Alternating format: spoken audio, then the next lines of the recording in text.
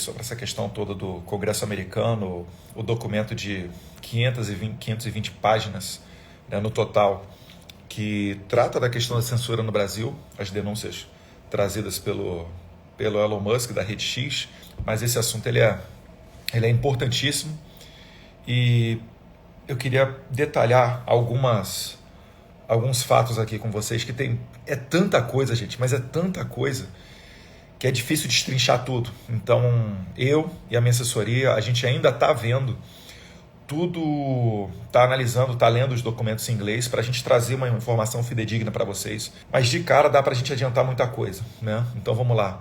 O Elon Musk, ele tinha um receio de que os seus funcionários fossem presos no Brasil. Só que agora, depois dele ter acendido o estopim, o Congresso americano se interessou, puxou para si, avocou para si trabalhar e investigar essas denúncias.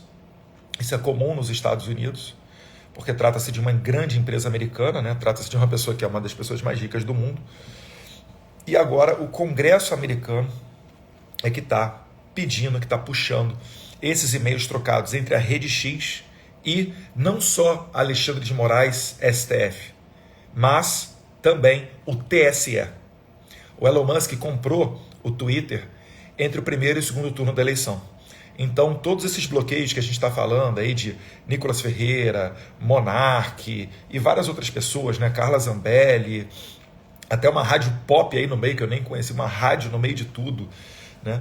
E isso tudo aconteceu do período eleitoral para cá, tá? Então aquela história que a Carmen Lúcia falava que seria excepcional a censura, não, a censura acabou virando regra, como todos nós que estudamos história já sabemos. Tem um ditador, quando ele ganha poder, ele nunca retorna de maneira voluntária ao estágio anterior. Então, o Congresso americano pediu para a Rede X, lá nos Estados Unidos, para enviar para ele os e-mails trocados com as autoridades brasileiras, para ver o que tinha de censura ou não, e também intimou o Alexandre de Moraes para que fizesse o mesmo, né? O que parece, não sei, não tem nenhuma notícia na imprensa, né, se o Alexandre de Moraes cumpriu ou não essa determinação do Congresso americano. Mas o fato é que o Congresso americano, na comissão do Judiciário, seria uma espécie de CCJ, no Brasil, que é liderada, é presidida pelo deputado Jim Jordan, que é uma pessoa próxima ao Trump, que é uma pessoa de direita. Ele fez junto com uma subcomissão, ele fez um relatório, que é esse relatório de mais de 520 páginas, tá? E ele retirou o sigilo disso tudo. Então o Elon Musk, ele não está fazendo mais as coisas por conta própria dele, talvez até a fim de que não sofram represálias os seus funcionários. Então, saiu do nível particular, da esfera particular, já não é mais uma pessoa contra o Alexandre de Moraes. É o Congresso americano que está trazendo para si esse tipo de investigação. E ali, nesse relatório de 520 páginas, já tem várias informações vindo à tona, né? Primeiro de tudo, a questão da legislação brasileira prever 48 horas para a remoção dos conteúdos e, na verdade, o que o Alexandre de Moraes pedia eram apenas 2 horas para que os conteúdos fossem removidos. Primeiro ponto, isso fere o devido processo legal sagrado no artigo 5º da nossa Constituição, que é a cláusula pétrea. Ou seja, o Alexandre de Moraes jamais poderia ter feito isso. Jamais poderia ter feito esse primeiro atropelo em cima da legislação, tá? Teria que ser dado 48 horas. Ponto número 2. O Alexandre de Moraes, segundo esse relatório americano, não fundamentava as ordens, o porquê ele estava pedindo a remoção de conteúdo, ou pior ainda, o bloqueio de determinados perfis. Isso daí fere o devido processo legal e não dá o direito à ampla defesa e contraditório, porque as pessoas eram bloqueadas sem saber o motivo pelo qual estavam sendo bloqueadas. Então não tem como ela recorrer de algo que ela não conhece. Essa bizarrice que a gente acabou se acostumando a ver aqui no Brasil, lá fora, para um gringo, isso daí é inimaginável, tá? Então, segundo o atropelo dele, tem ainda uma multa muito desproporcional de $20 mil, caso, né, não fosse excluído o conteúdo, ou no caso das plataformas, se fosse bloqueado o perfil. $20 mil, R$100 mil, se em 2 horas não fosse cumprida a ordem do Alexandre de Moraes. E essa multa ela era diária, então totalmente desproporcional, terceira ilegalidade né, segundo consta no relatório lá do Congresso americano. E a quarta vem em cima do Monark, que sofreu um banimento acima da média, né? Foi o que, na decisão do Alexandre de Moraes, tem lá falando, eu vou abrir aspas aqui, tá? No caso do Monark, foi, na decisão, pede o afastamento excepcional de garantias virtuais ou individuais, ou seja, eles estão rememorando a pena de banimento no Brasil. Eles deletaram o Monark de toda a sua participação virtual, sendo que a gente está falando de um influencer, uma pessoa que sobrevive, né, que tem o seu ganha-pão vindo da internet. Isso jamais poderia acontecer. É como se pegasse um taxista, um engenheiro ou um advogado e proibir ele de sair de casa para trabalhar. É exatamente esse tipo de coisa que aconteceu, sem tirar nem pôr. Então, de cara, você já tem 4 ilegalidades cometidas pelo Alexandre de Moraes que os Estados Unidos não irão tolerar. Mas o relatório ele é aberto falando do caso dos empresários, né, da troca de mensagens em grupos privados de WhatsApp. Isso daí também é tido como muito grave. A gente até já sabia disso aqui no Brasil. A gente não sabia quem ia recorrer, porque, como diz Rui Barbosa, né, a pior ditadura é a ditadura judiciária, porque dela não há quem recorrer. Só que no caso americano, isso está sendo documentado não com base, né, com disse o leitor, disse a fonte palaciana, ou uma matéria de jornal. Isso está sendo documentado com base em e-mails.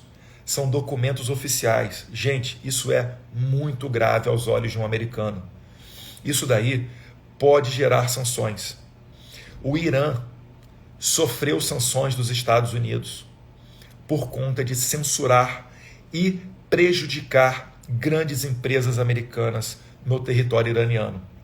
O que a gente vai saber agora é se esse jogo, jogado no Brasil, foi jogado junto com alguém de dentro do governo americano, do State Department, que é, vamos lá, é o Ministério da Justiça com esteroides, vai? Por quê? Porque no caso do Irã, a resposta foi muito rápida. No caso do Brasil, as coisas podem ser um pouco diferentes. Porque tem uma matéria do Financial Times, e depois se replicaram em várias outras matérias, falando, né, da discreta colaboração do governo Biden para a manutenção da democracia no Brasil, se é que vocês me entendem. Então, eu acho difícil que a inteligência americana, que os órgãos oficiais americanos não soubessem de tudo que está acontecendo no Brasil, que fosse necessário o Elon Musk denunciar e depois o Congresso avocar para si essa investigação. E aí a gente vai ver o seguinte: eu acredito que isso tudo vai ser exposto, a coisa vai feder ainda mais, porque o Elon Musk ele vai ao Congresso americano para depor, e nesse ambiente, se de fato o governo americano correu junto com autoridades brasileiras nesse jogo, talvez possa ser que você veja um movimento para tentar suavizar essa questão toda. Ou, segunda opção, o constrangimento será tão grande que mesmo o pessoal da esquerda vai começar a condenar o que ocorreu no Brasil, que é o que eu estou esperançoso de que ocorra, inclusive vendo matérias de jornais, até de jornais de viés de esquerda nos Estados Unidos, criticando o Alexandre de Moraes. Então o constrangimento ele vai ser de tal maneira grandioso que não haverá como você não sancionar, né, pelo menos a pessoa do Alexandre de Moraes. Essas sanções, gente, elas podem ter diversos níveis, diversos graus de intensidade. A gente está falando aí desde a possibilidade de autoridades brasileiras perderem visto americano, terem contas congeladas, até a possibilidade de empresas brasileiras não poderem usufruir de qualquer tipo de tecnologia americana, né? O Irã ele sofreu uma sanção de um grau muito alto devido a essa mesma censura. O Irã estava censurando empresas americanas, grandes empresas, big techs, no seu território.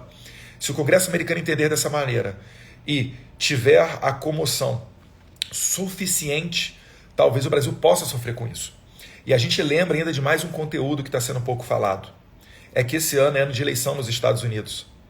Os republicanos, né, não querem que o Brasil sirva de exemplo ou de parâmetro ou de conforto, onde os esquerdistas naveguem com conforto para tentar depois exportar isso para o mundo inteiro, esse novo modelo de censura.